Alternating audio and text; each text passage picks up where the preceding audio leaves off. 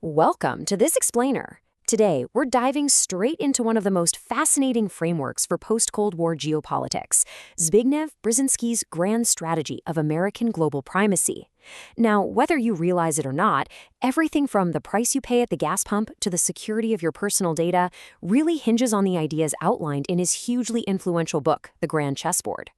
We're going to explore exactly how the United States emerged as the first truly global power, and more importantly, what it has to do to maintain that top spot on the most critical playing field on Earth.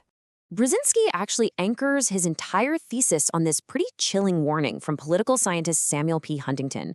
Think about the sudden collapse of the Soviet Union. It left America in this completely unprecedented, undisputed position. And the core argument here is that if this American supremacy were to just suddenly end, whether through America pulling back into isolationism or a rival successfully rising up, it wouldn't just be a simple changing of the guard. No, it would trigger massive global anarchy. That is the intense, high-stakes reality we are unpacking today. So here's our roadmap for breaking down this massive global theory. 1. Hegemony of a new type. 2. The Eurasian chessboard. 3. Players and pivots. 4. The democratic bridgehead. And 5. France and Germany. Let's get right to it. Starting off with Section 1, Hegemony of a New Type.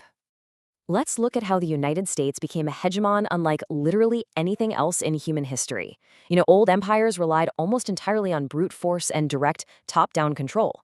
Rome had its supreme military legions. Imperial China had this incredibly intense centralized bureaucracy. And the Mongols, well, they mastered rapid cavalry tactics. Though to be fair, they lacked a unifying culture, which eventually proved to be their undoing. And later, the British Empire basically ruled the waves through sheer naval dominance. But the modern American system, it is fundamentally different. It doesn't rely on a strict hierarchical pyramid of authoritarian control. Instead, it rules through cooptation. It actually draws defeated rivals like Germany and Japan after World War II right into its democratic fold. It leverages unmatched technological supremacy and an incredibly magnetic cultural appeal. We're talking about ruling the world not just with aircraft carriers, but with blue jeans, pop music, and blockbuster movies. It's a consensual hegemony built on a web of interlocking alliances, free trade, and shared values. Moving right along to Section 2, the Eurasian chessboard. Look, a global power simply cannot stay global if it loses its grip on this one specific continent. The crucial point to understand here is the staggering scale of Eurasia. It holds a massive 75% of the entire world's population.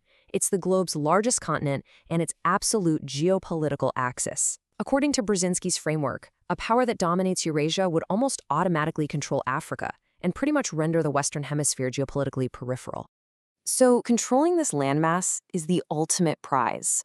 Just to put it in perspective, Eurasia generates 60% of global wealth and houses 3/4 of all known energy resources on the planet.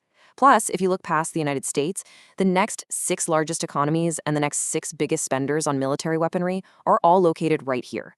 Literally every single potential political or economic challenger to American primacy is Eurasian.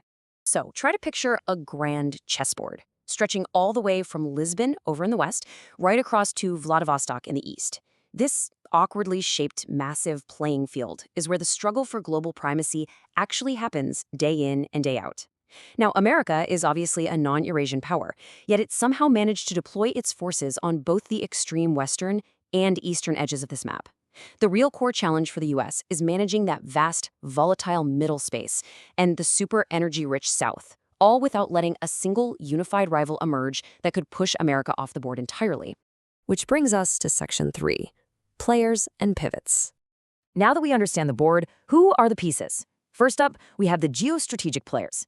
These are the heavy hitters. They're active, ambitious states with both the real capacity and the deep-seated national will to project power way beyond their own borders.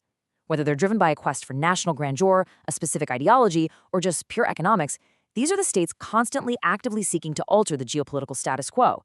America has to watch them like a hawk, because these players are constantly evaluating American power and deciding whether they should collude with it or challenge it. On the flip side, we have geopolitical pivots. Now, these states are just as crucially important, but for an entirely different reason. They derive their significance completely from their highly sensitive geographic locations and their potential vulnerabilities. They aren't usually the ones projecting power outward. Instead, they act as these vital defensive shields, or they control access to massive resources. And here's the kicker. A change in the status of just one single pivot state can have severe cascading consequences for all the active players around it. Okay, let's look at the actual roster. America must carefully manage 5 major players: France, Germany, Russia, China, and India. Every single one of them has distinct regional ambitions.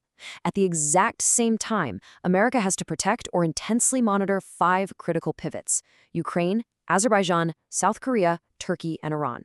Just to give you an idea of why these pivots matter so much, without Ukraine, Russia fundamentally ceases to be a Eurasian empire and basically becomes a predominantly Asian one.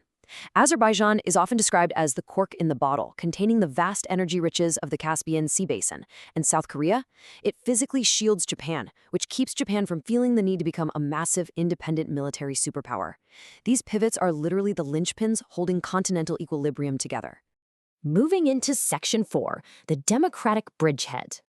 Let's zoom into probably the most critical corner of the board for opening moves: Europe. Without a united Europe acting as a physical and political bridgehead, America's ability to project its influence deeper into Eurasia would just instantly fade. Europe isn't just an ally.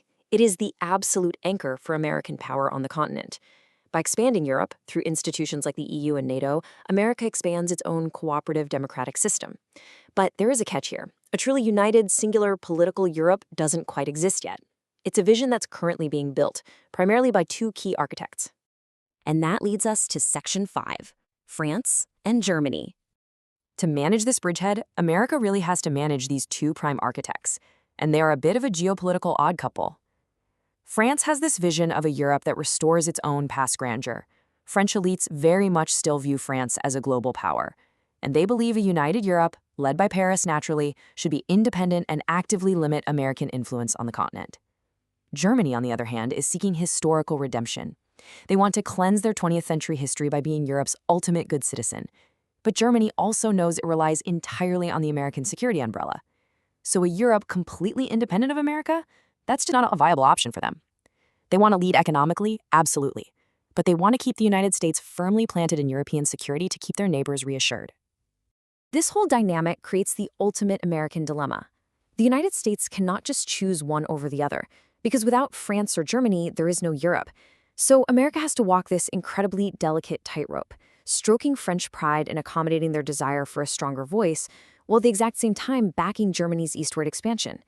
America essentially has to support a genuine, equal partnership with a unifying Europe, but do it without alienating them or accidentally sparking dangerous new counter-alliances across Eurasia.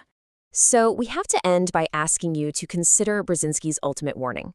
If the United States mismanages this incredibly fluid geopolitical landscape, say if it pushes a democratizing China away, or if it alienates Russia too much while trying to protect Ukraine, or totally fails to handle the volatility in the Middle East, a grand coalition of complementary grievances could easily form. Just imagine a Sino-Russian-Iranian axis, united not by any shared ideology, but simply by a shared, burning desire to kick America off the board entirely. Can the reigning champion cleverly manage this game indefinitely? Or is a massive anti-hegemonic coalition just inevitable? It's a profound question about the future of global stability. Thank you so much for joining me for this explainer.